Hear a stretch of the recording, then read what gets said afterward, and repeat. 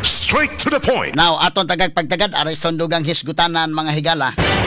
Balikan na to kadali ning Kapitolyo kay sige man lang ni mga higala og kwan di man ta magka-proceed sa laing mga issues kay di aman si Governor Gwendolyn Garcia mahigala na naginot pamangyod mga suking tigpaminaw sa iyang gamay na lang nga mga oras nga nahabilin di as Kapitolyo. Na atong balikan kining tubag ni Gwen og tubag ni Glenn atong ibalik nila. Onya kining renovate ato ibalik nila. Os dili pa mga pisa ta mga higala. Pinaagi sa EXL Coffee Mix 17-in-1 kini ang perfect coffee for you.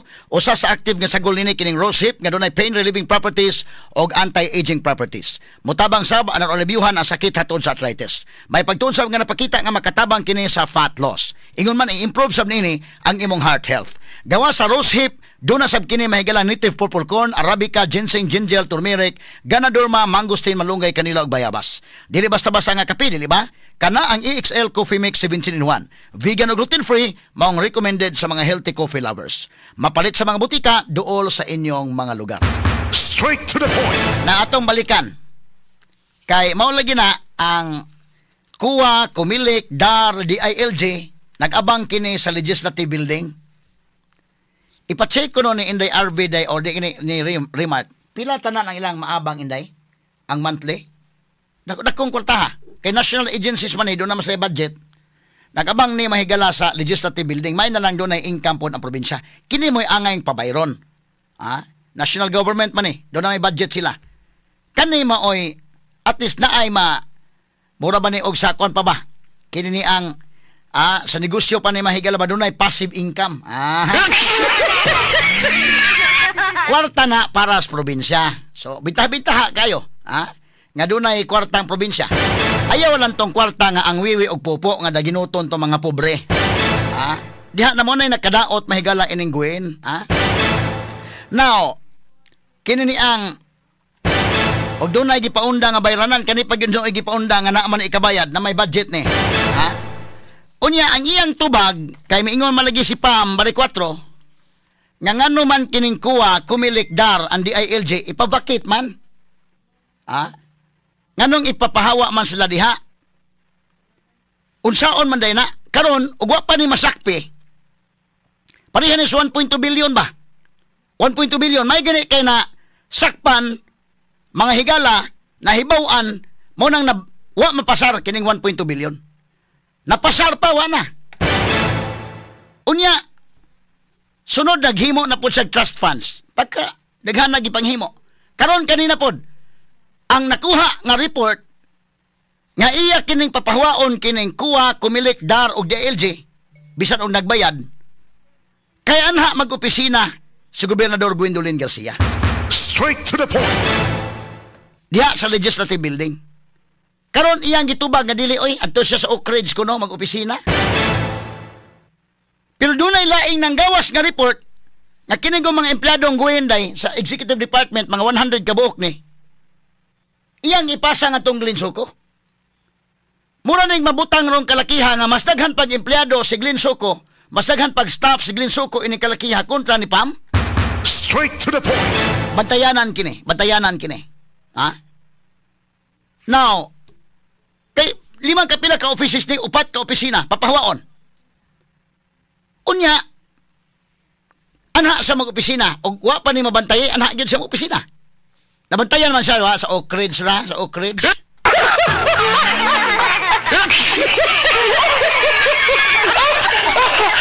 Unya ngano man nga unsaon man day na be? Kwarta naman na sa probinsya. Ngano kadaghan bang mga midnight nga mga kuan niya day? Mga decisions ba? Pagka mga subuanon nga naminaw na ko karon anak kang ngilad. Kana si Gwen Garcia mahigala sa iyang liderato. Straight to the point. Sa muka tawhana. So akong advice ining Kuwa, Kumilik, DAR o DILG ayaw sa magdali diha kay nanay bagong gobernador. Di man ka mga kaigalaan karon ang bagong gobernador. Jesus Ginoo ko. Tiya mo na niya ang iyang statement. Nada mo po ikang Glenn. Ang iyang statement ni Gwen Garcia din matod pa niya, ikaw Glenn, ikaw gigipasinginlan Glenn. Mao nga kinahanglan gyud ni ato ni tig-apon pero mohatag kog chance nimo kay kini ni ang board member pa magkakaron. Pero kining pamahayag ni Gwen, ikaw gyud nag-request dai, Glenn. Nya akong i-quote ha, ang interview mahigala ni Gwen Garcia na hinuon unsa mo baylo-baylo mahinuon ning atong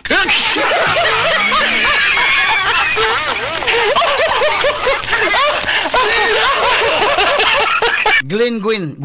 Mura man naon sa man ning kalakiha. Now, kini ni ang ato ni tagag pagtagad ha. Mato pa niya. Nagpatabang kuan ko dong nabada dong kano. Nagpatabang taon ni si Vice Governor elect Glenn Suko nga legislative gyud kay kana ba sa saduntang na ay dignidad ba? Kay nahimo naman gud ng budiga na. So sa ato pa Glenn Suko wa na dignidad ni karon pa ka nakakita ana di ay ibutan ta lang tugutan ta lang indekin. Why dignidad? Sa ato pagwin ikaw yung gobernador why dignidad gyud ay nang legislative? Nya karon nga di naka-gobernador concern kas dignidad.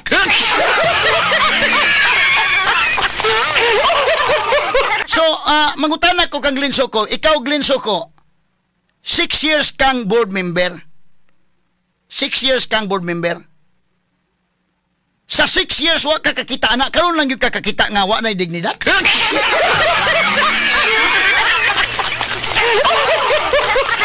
Ang sama gyud ni imo ning idea nga nagpatabang ka o kangguin niya atik-atik ra. Na pamas David diha. Board member pa kas pagkakaroon board member pa ka. Vice Governor elect ka, mo function ka as Vice Governor unya na inig ka John 30. Pagkakaroon board member ka. Karon sa imong pagka board member, sud sa unom ka tuig, wa gyud ka kakita ana, karon pa ka kakita. Og tugutan ta lang sa way pag-uyon ganting. Nga wa na kuno dignidad ay. Wa na oy, kuha na. Kanindot anang legislative building. Mato pa niya, asam to tiwason to na.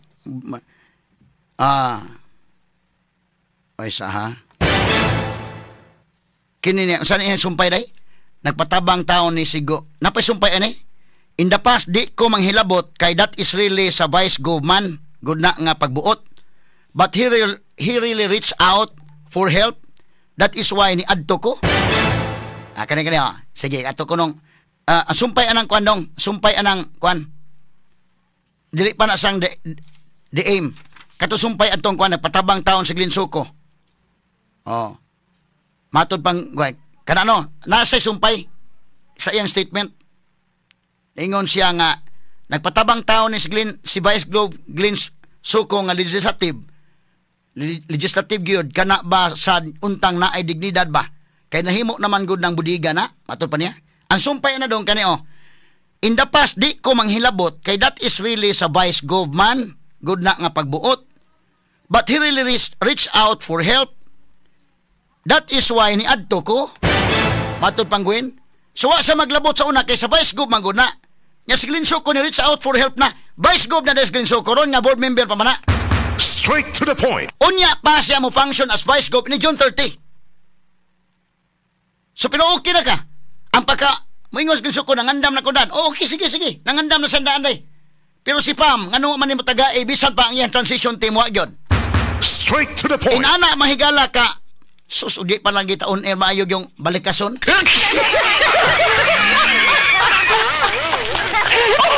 Okay lang. Ang tanang support ni Glenn Suko isip Vice Governor na gihatag niya. Pero transition team niya o transition ni Pam wa pa gyud. Inana mahigala na sa Gwen Garcia. Yaton tiwason na ingon siya. Adto kuno siya kay nagpatabang kuno sa Glenn Suko. Napamas Davide diha Glenn. June 30 pa man as Davide mahuman iyang pagka Vice Governor. So ni ak na gyud ka as Vice Governor nga board member pa man ka? Wa gyud ka kahuwat.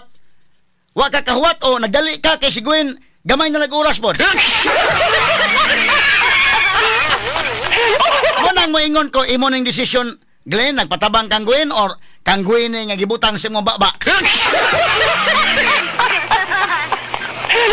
Nya matod pa siyang statement tiwasan tong iyang katusadong sumpay adto dong. Kana. Kana mo na siya sumpay be atong padul-ig gamay para babasa nako. Na pa tiwason to ha, ingon siya. Akong gitan-aw and for the first time I really saw the sad state of affairs dito. So iya ko nung gitan-aw first time ko no. Karon na lang nga di naka-gobernador mo pa imong pagtan-aw dito.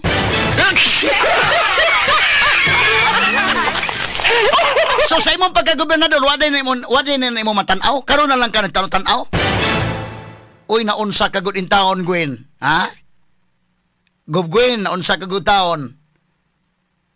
Nya aton tiwas basa ingon sa ang mga banyo, ang mga tiles karaan na kaayo og nangabuak na nga kuan, mato pa niya. Concern kayo siya karon. Nga di naka-gobernador na concern ka na.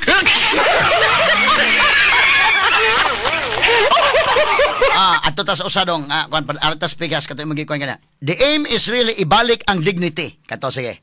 Asa man to usa? Katong usa ka statement kana nara. The aim is really ibalik ang dignity.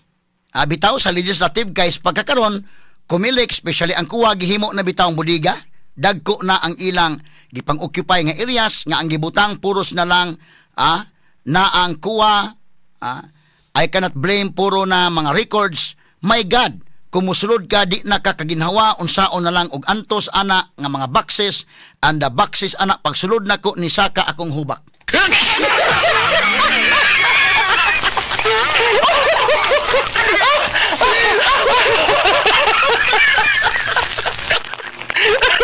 So concern ka kayo kunuhay karon kanang nag-abang diha okay naman sila. Okay naman sila. Sige, aron nga di kita malangan, arita sa statement ni Glenn Soko pod. Asam to statement ni Glenn Soko? Be. Ato ning kunon ha mga higala. Kini. Kining statement ni Glenn Soko ato sa ning kuansa. Okay, kini. Straight to the point. Kaya ang kang Glenn Soko be, atong basahon ng iyang statement. Kini, be. Sige ingon din hidong. Ang relocation be kana, hinahinaya sa kay aron nga di kita malibat. Ayaw sa i-move dong kato sa kana. The relocation of the offices of DAR, Comelec, CUA, and DILG within the Capitol grounds is being undertaken in response to the urgent operational and special needs of the Sangguniang Panlalawigan. Sa Binisaya pa. Kini kunong pagpabalhin sa mga opisina sa DAR, Comelec, CUA, DILG, diha sa ground sa Kapitolyo, gihimo kini isip pagtubag sa dali nga panginahanglan. Dali nga operational nga kwan, no? Og espasyo nga gikinahanglan sa lalawigan. Mato pa niya. Kana unahon ta sa napita. Tagsaon tala ni ato ning i-dissect niya tubag. So dinalian giday mo ning gingon day nga ikuan jud kay pa-renovate day. Wa man mo reklamo ang nag-abang anong i-renovate man.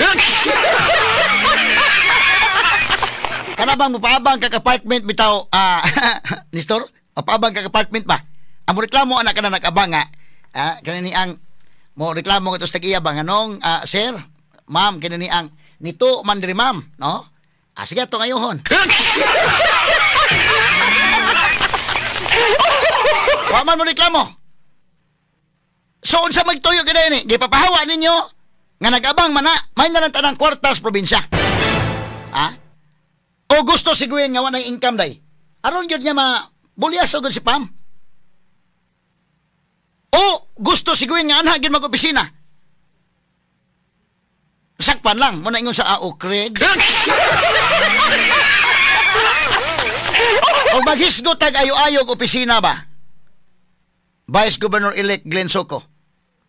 Kay maupo ni imong katarungan laban ni Ulinsino nga para ma-renovate ang opisina ng Ulinsino, mao tong gipapasal tong 1.2 billion appeal adto renovate.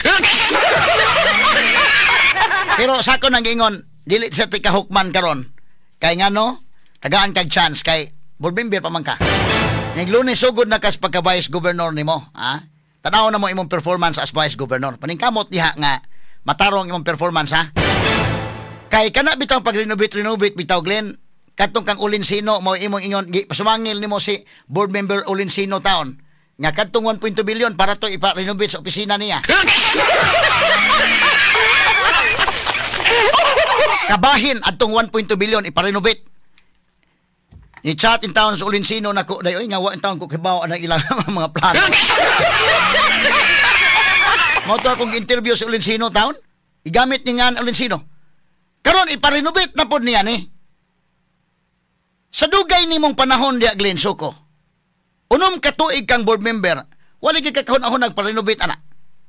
Karon na lang ka kahon-ahon na. Nga si Gwen padong nang mo hawa karon pa ka kahon-ahon na.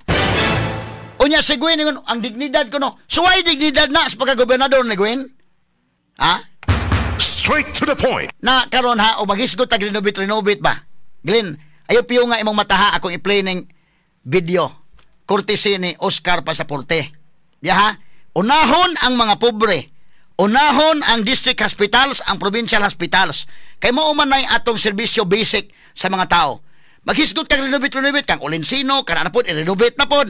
Di akong i-renovate na ibong una ha. Beat, play ang video dong. District hospital, play. Kini. Filipino Anchor. Oscar, sige. Kini. Oscar Pasaporte, sige, good. Go ahead. Minya uban sa RPN DY. Okay, go dong, sige dong. Saksihan ang grabing kakulangan sa pasilidad. Kini nga ward room dugay na untang gi-renovate. Apan hangtod karon wala gihapoy kahumanan. Glenn, bantay Glenn. Tanawa Glenn. Nahunong ang trabaho tungod sa kakuwang sa budget. Ayay. Makita sab nga daghan pang angeng trabahoon sumala sa mga residente o empleyado. Dakong kalainan kini kung ikumpara sa panahon ni kanhi Gobernador Davide. Diin mas limpyo, kompleto o maayong pangserbisyo pa ang ilang nadawat. Karong panahon na nga ang kasamtangang gobernador o outgoing ang Tuburan District Hospital daw murag nakalimta na. Ato sab nga nasairan, halos mga job order nurses lang ang nagserbisyo sa maong hospital. O sa kaseryoso o kabalaka para sa katawhan. Kini nga kahimtang usa sa giila ni Gob Pamela Baricuatro sa iyang plataporma, iyang gisaad nga hatagan kini og prioridad alang sa kaluwasan o kahimsog sa mga taga-tuburan o kasikbit. Sige, asaan kamay lang. Mao ni pauna na to ni Glenn Suko. Ating i-play balik ning kuana dong ha. Courtesy ni Oscar Pasaporte. Good morning ni muna ka, ha? Akong gikuha ni mong video ka. Nanghid lang ko ni mo ka.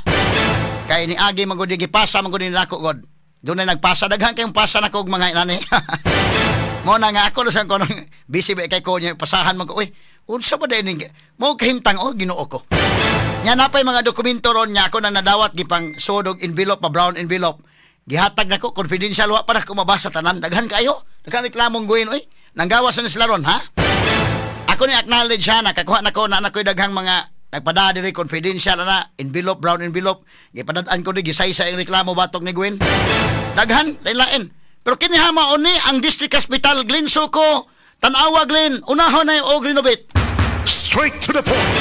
Palihog, ayusan ang unahan ng inyo din ha nga renovate. Wa man mo reklamo ng kuha. Wa man mo reklamong DILJ. Wa man mo reklamo ng mga nag-abang din ha. Nga kumilik kanang dar okay naman sila din ha, aircon man sila diha, nag-abang pa gani, wa man reklamo. Kini unya kato si Olinsino nga imong gigamit ang ni Olinsino nga pa-renovate sa iyang opisina.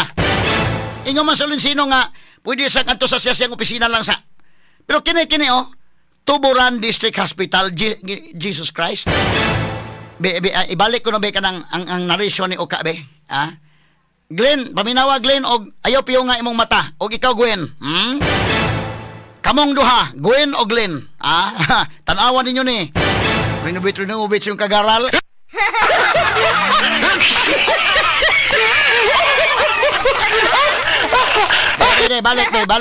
Balik gamay dong, sige dong. Oscar Pasaporte dong, sige be. Sige, okay na. Sige, atong ibalik may kala. Muna ito bala, sige. Play video.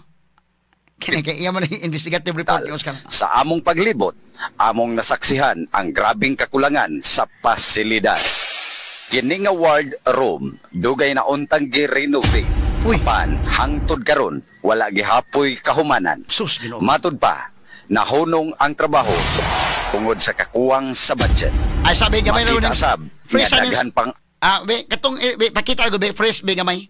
Unsa man tong kalisod ba? Kato napita katong biting ko ba aman de kani Jesus Ginoo ko mao ni ang Tuburan District Hospital ang ward. Uy Glenn Suko, tanawa sa ni dong Glenn o Gwen, mura mag-horror ning kalaki ha.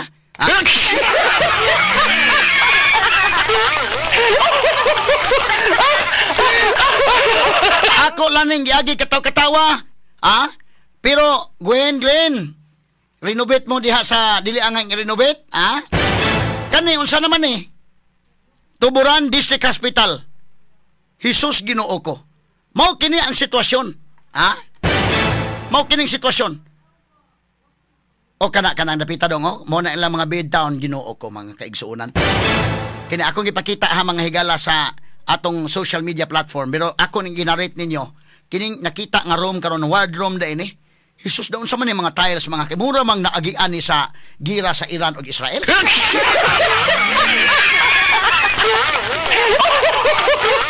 Ato lang agi katawa ha, pero og kini ni ang makakita kag building nga susama ni ini dito sa Iran, masabot lang nato. Og baka dito sa Israel mga kaigalaan nga bag-ong naigo sa missiles.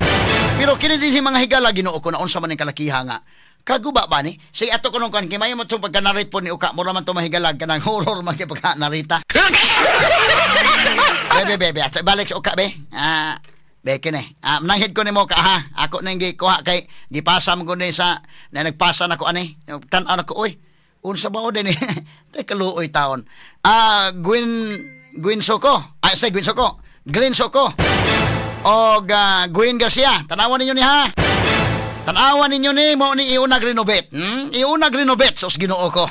Straight to the point. Renovate mo anang inyong kuan diha. Unaha kini. Ha? Ana, tagaan chance. Tagantog chance Glenn Soko ni governor, vice governor na siya karong John 30. Pagplano ni Pamila nga usbo ni i-renovate ni babagi ninyong kwarta. Babagi ninyo kay pusdakan ta mo komentaryo diri sa kanginan pirmi. Ha? Babagi ninyo na. Okay way babag sa inyong legislative building, okay mo? Renovate yakin eh. Ha? Sus Ginoo ko. Tara baby, balik be. Si Oscar Pasaporte mahigala be. Sige. Ato i-play balik dong. Pasilidad. Kini nga ward room dugay na untang gi-renovate. Apan hangtod karon wala gihapoy kahumanan. Matud pa nahunong ang trabaho tungod sa kakuwang sa budget. Makita sab nga daghan pang angeng trabahoon sumala sa mga residente og empleyado, dakong kalainan kini kung ikumpara sa panahon ni kanhi Gobernador Davide, diin mas limpyo, kompleto og maayong pangserbisyo pa ang ilang nadawat. Karong panahon na nga ang kasamtangang gobernador og outgoing ang Tuburan District Hospital daw murag nakalimta na. Ato sab nga nasairan, halos mga job order nurses lang ang nagserbisyo sa maong hospital. Usa ka seryoso o kabalaka para sa katawhan. Kini nga kahimtang usa sa giila ni Gob Pamila Baricuatro sa iyang plataporma, iyang gisaad nga hatagan kini og prioridad alang sa kaluwasan og kahimsog sa mga taga-Tuburan o kasik mga Okay. Kani ha, mo ni tagag prioridad ni Pam Baricuatro. Babagi Glenn ha, babagi Glenn. Straight to the point. Babagi ninyo mga board members. Ha? Di pa lang on the air, balikason ta mo. Sige, naglingkod ninyo, babagi ninyo ang plano nga ayuhon ni nga hospital. Nya unahag renovate ng inyo diha. Straight to the point.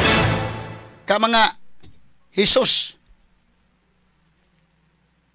Di pa lagi on the air, maayog yung ako nagpugong-pugong na lagi ko siya ko isulti ni Gwen.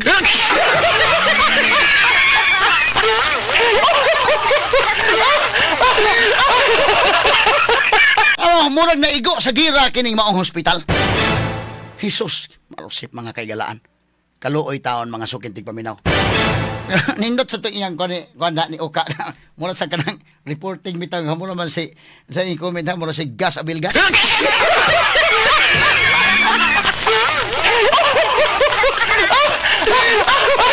Horror po ng imong kuwan kada. Uka Pasaporte. Ini imong production doon na pa'y pinakuan sad. Mura ma og ato i-play na gabi ika mahadlok po sa taka. Murag horror day oy. Og i-play nimo gabi mura man og kanang kining imo reportan og ka Pasaporte mura kag naa kana ba sa suko ba? Ha? Suko bitaw kanang wan. Sino da crime? Di ayo nang suko ng Glenn.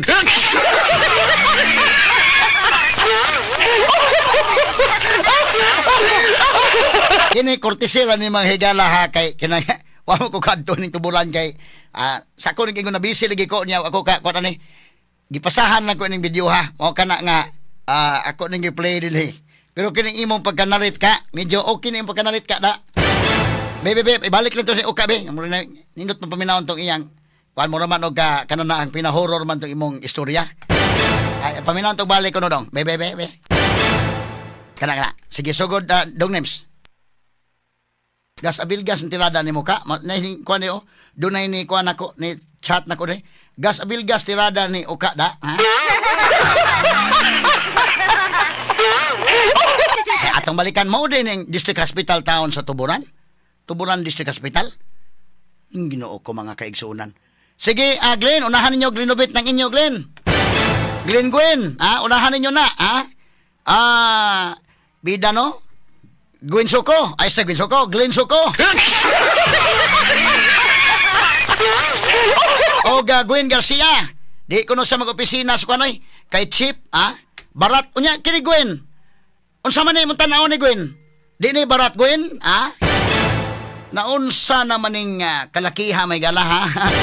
Kini ang sa tuburan pa lang ni naniaw po hinipasan ako diri mga higalalain. Ipatan-aw mga nako ang kuan. Di apo na gipasahan man tele kog video be. Niingon man ning kuan nga. Ay sa kay do na may nipasan ako. Sa barili ni sa may kuan. Gamay lang niya. O niya natagsa-tagsaon ta na sa nang video nahon ta sa ning tuburan kay kanini ang naa naman eh.